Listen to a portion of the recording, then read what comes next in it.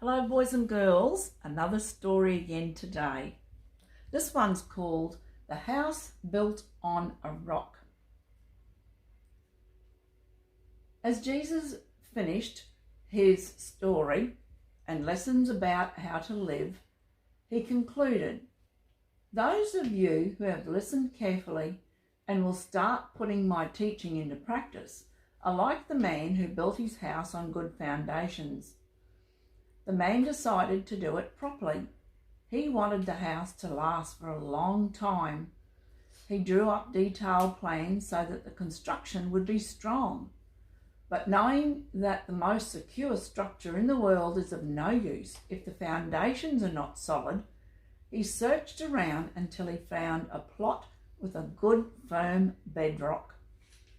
This is the place to build, the man said to himself. And then he began the long, slow business of digging foundations for his house. Once this was done, the building went up in no time. Eventually, having secured the roof and made sure that everything was safe, he moved in. A little while later, another man arrived. He too wanted to build his house. He wandered about until he found a new plot of land with a good view. He did not bother to test the ground. He was keen to get on with the building. He could see his neighbour labouring away at the rock, and he congratulated himself on finding a plot that was so much softer and easier to work.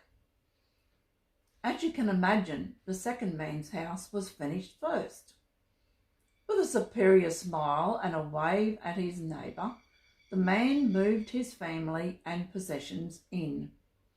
Not long after both houses had been completed, there was a terrible rainstorm. It poured down day after day until the rivers became swollen and broke their banks.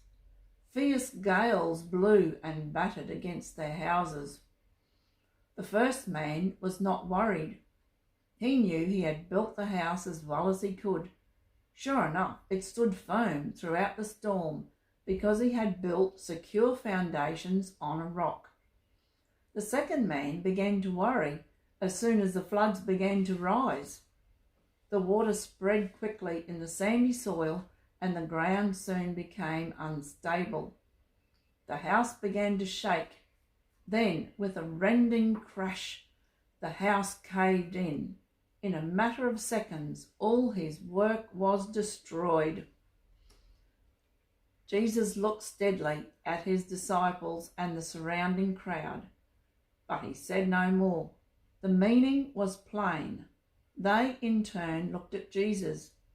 This man spoke as if he really knew what he was talking about. And boys and girls, you can find that story in Matthew chapter 7. And verse 24 says, "So whoever hears these words of mine and acts on them is like a man who had the sense to build his house on rock." Hopefully you enjoyed that story, and we'll see you again tomorrow.